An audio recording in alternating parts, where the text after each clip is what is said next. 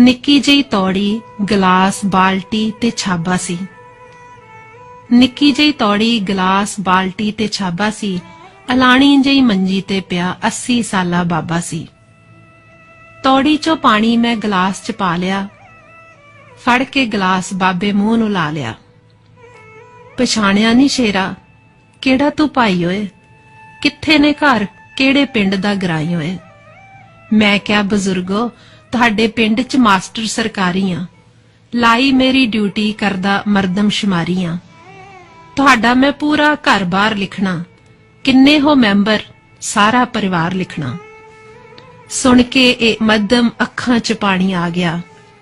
ਜਾਂਦਾ ਹੰਝੂ ਬਾਬੇ ਨੂੰ ਰਵਾ ਗਿਆ। ਹੌਸਲਾ ਜਿਹਾ ਕਰ, ਫਿਰ ਬਾਬਾ ਬੋਲਿਆ। ਜ਼ਿੰਦਗੀ ਦਾ ਉਹਨੇ ਫਿਰ ਰਾਜ਼ ਖੋਲਿਆ। 4 ਪੁੱਤ 5 ਪੋਤੇ, ਵੱਡਾ ਪਰਿਵਾਰ ਸੀ। ਕਿਸੇ ਵੇਲੇ ਸ਼ੇਰਾ, ਮੈਂ ਨੱਥਾ ਸਿੰਘ ਸਰਦਾਰ ਸੀ। ਮਿੱਟੀ ਨਾਲ ਮਿੱਟੀ ਹੋ ਕਰੀਆਂ ਕਮਾਈਆਂ ਹੋਏ, ਪੈਰਾਂ ਵਿੱਚ ਦੇਖ ਸ਼ੇਰਾ ਪਈਆਂ ਬਿਆਈਆਂ ਹੋਏ। ਕੰਮ ਕਰ ਕਰ ਹੱਥਾਂ ਦੀਆਂ ਮਿੱਟੀਆਂ ਲਕੀਰਾਂ ਹੋਏ, ਪੁੱਤ ਪੋਤਿਆਂ ਲਈ ਬਣਾ ਦਿੱਤੀਆਂ ਜਗੀਰਾਂ ਹੋਏ। ਗੋਡੇ ਮੋਢੇ ਫਿਰ ਮੇਰੇ ਦੇ ਗਏ ਜਵਾਬ ਸੀ। ਪੁੱਤ ਮੇਰੇ ਕਰਨ ਲੱਗੇ ਉਦੋਂ ਫਿਰ ਹਿਸਾਬ ਸੀ। ਖੇਤ ਘਰ-ਬਾਰ ਸਾਰਿਆਂ ਦਾ ਹਿੱਸਾ ਪੈ ਗਿਆ। ਤੇਰਾ ਇਹ ਬਾਬਾ ਸ਼ੇਰਾ ਅਣਵੰਡਿਆ ਹੀ ਰਹਿ ਗਿਆ। ਜੀਵਨ ਸਾਥਣ ਵੀ ਮੇਰੀ ਛੱਡ ਅੱਧ ਵਿਚਕਾਰ ਗਈ। ਥੋੜਾ ਚਿਰ ਹੋਇਆ ਪੁੱਤਾ, ਸੁਰਗ ਸੁਧਾਰ ਗਈ।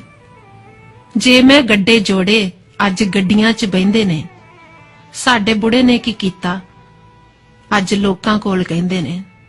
ਕੋਠੀਆਂ 'ਚੋਂ ਨਿਕਲ ਮੰਜਾ ਵਾਗਲ 'ਚ ਡਹਿ ਗਿਆ। ਨੱਥਾ ਸਿੰਘ ਸਰਦਾਰ ਹੋਏ, ਹੁਣ ਨੱਥਾ ਬੁੜਾ ਰਹਿ ਗਿਆ। ਲੋਕੋਂ ਲੱਜੋਂ ਡਰਦਿਆਂ ਇੱਕ ਦੂਜੇ ਦੀ ਗੱਲ ਮੰਨ ਲਈ। ਮਹੀਨਾ ਮਹੀਨਾ ਸਾਂਭਣ ਦੀ ਚਾਰਾਂ ਨੇ ਵਾਰੀ ਬੰਨ ਲਈ। 30 ਤੇ 31 ਦਿਨਾਂ ਦਾ ਸ਼ੇਰਾ ਫੇਰ ਪੰਗਾ ਪੈ ਗਿਆ। ਮਾਰਚ ਮਈ ਵਾਲੇ ਕਹਿੰਦੇ ਬੁੜਾ ਇੱਕ ਦਿਨ ਵੱਧ ਰਹਿ ਗਿਆ। ਜਾ ਇੱਕ ਗੱਲ ਕੰਨੀ ਪਾ ਦੇ ਆਪਣੀ ਤੂੰ ਸਰਕਾਰ ਦੇ। ਹਰ ਬਾਜ਼ੀ ਦੇ ਜੇਤੂ ਹੁੰਦੇ ਜਿਹੜੇ ਔਲਾਦ ਦੇ ਹੱਥੋਂ ਹਾਰਦੇ। ਤੁਸੀਂ ਕਹਿੰਦੇ ਹੋ ਤਰੱਕੀ ਅੱਜ ਕਰ ਲਈ, ਪਰ ਕਿਉਂ ਇੱਕ ਗੱਲ ਭੁੱਲਦੇ, ਉਹ ਤਰੱਕੀਆਂ ਨੇ ਕਾਹਦੀਆਂ ਲੋਕੋ, ਜਿੱਥੇ ਬਾਗਬਾਨ ਰੁਲਦੇ। ਮੈਨੂੰ ਮਾਫ ਕਰੀ ਮੇਰੇ ਪੁੱਤਰਾ ਓਏ, ਮੈਂ ਤਾਂ ਜਜ਼ਬਾਤੀ ਹੋ ਗਿਆ। ਤੂੰ ਭਰਨੇ ਸੀ ਫਾਰਮ ਦੇ ਖਾਨੇ, ਮੈਂ ਦੁੱਖ ਆਪਣੇ ਹੀ ਰੋ ਗਿਆ। ਮੈਂ ਉੱਠ ਖੜਿਆ ਬੇਬਸ ਹੋ ਕੇ, ਅੱਖਾਂ ਚੋਂ ਖਾਰਾ ਪਾਣੀ ਬਹਿ ਗਿਆ। ਪੈਨ ਡਿੱਗ ਪਿਆ ਹੱਥ ਚੋਂ ਮੇਰੇ, ਫਾਰਮ ਵੀ ਖਾਲੀ ਰਹਿ ਗਿਆ। ਬਜ਼ੁਰਗ ਹੁੰਦੇ ਨੇ ਘਰਾਂ ਦੀਆਂ ਰੌਣਕਾਂ, ਨਾ ਰੌਣਕਾਂ ਘਟਾਇਓ ਸੋਹਣਿਓ। ਬਜ਼ੁਰਗ ਹੁੰਦੇ ਨੇ ਘਰਾਂ ਦੀਆਂ ਰੌਣਕਾਂ, ਨਾ ਰੌਣਕਾਂ ਘਟਾਇਓ ਸੋਹਣਿਓ। ਇਹ ਮਾਲੀ ਨੇ ਬੂਝੇ ਲਾਉਣ ਵਾਲੇ, ਧੁੱਪੇ ਨਾ ਬਿਠਾਇਓ ਸੋਹਣਿਓ, ਧੁੱਪੇ ਨਾ ਬਿਠਾਇਓ ਸੋਹਣਿਓ।